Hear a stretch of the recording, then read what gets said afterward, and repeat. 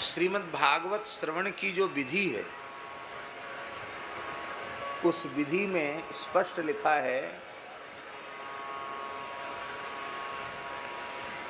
कि वक्ता को सूर्योदय के पूर्व ही अपने यजमान को, वक्ता को अपना आह्निक, अपना नित्य कर्म संक्षिप्त रीति से कर लेना चाहिए और ठीक सूर्योदय के समय कथा आरंभ हो जानी चाहिए और सूर्यास्त तक कथा चलनी चाहिए। जैसे मानो 6:30 बजे सूर्योदय हुआ और सूर्यास्त शाम को 6:30 बजे हुआ, तो सवेरे 6:30 से शाम को 6:30 तक कथा चलनी चाहिए।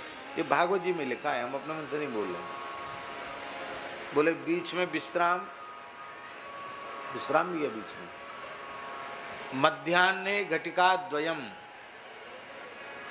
मध्याह्ने घटिका द्वयम, मध्य में 2 घड़ी का विश्राम। 2 घड़ी जानते कितना होता है? 24 मिनट की 1 घड़ी होती है। 2 घड़ी का मतलब कितना हुआ? 48 मिनट, माने पूरा 1 घंटा नहीं, बीच में 48 मिनट का विश्राम।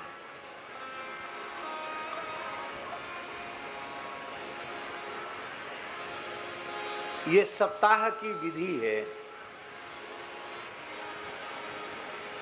अब वर्तमान समय की व्यवस्था, ये तो विधि हुई।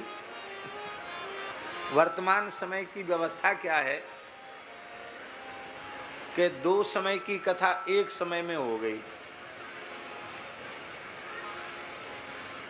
क्यों हो गई? एक अयोध्या के दिव्य महापुरुष थे, श्री अयोध्यानाथ मंदिर वाले महाराज जी, परम पूज्य स्वामी संत श्री गोपालाचार्य जी महाराज। वो कहते थे, यद्यपि वो विनोद में ही कहते थे, पर वो कहते थे सब कम वक्त हो गए हैं। कम वक्त समझते हैं? कम वक्त, जिसके पास वक्त कम है। हर आदमी यही कह रहा है, क्या करें, समय की कमी है, समय ही नहीं है। श्रोताओं के पास भी वक्त कम है, वक्ताओं के पास भी वक्त कम है, और तो और ये लाइट माइक वालों के पास भी वक्त कम है। और दूर दूर से लोग सुनने आते हैं। तो वो सप्ताह वाली जो व्यवस्था है, विधि के बीच में 48 मिनट का विश्राम, वो इस समय में थोड़ा कठिन है। असंभव तो नहीं है, कठिन अवश्य है। आप लोग कहेंगे इतना कोई कैसे कथा कह सकता है?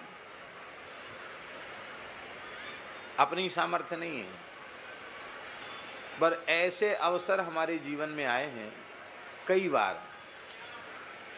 जैसे बद्रीनाथ में कथा हो रही थी,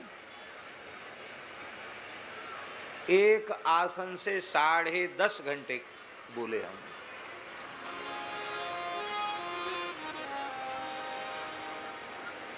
पालथी मार के बैठ गए तो 10.5 घंटे तक बोलते रहे। इसके बाद बधाई हुई, आरती हुई, जन्म, कृष्ण जन्म था, तो आधा घंटा तो बधाई में, 10.5 घंटा बोले, तो कितना हुआ? पूरा 11 घंटे हो गया। और आसन पे पहुँचते पहुँचते लगभग 12 घंटे हो गए।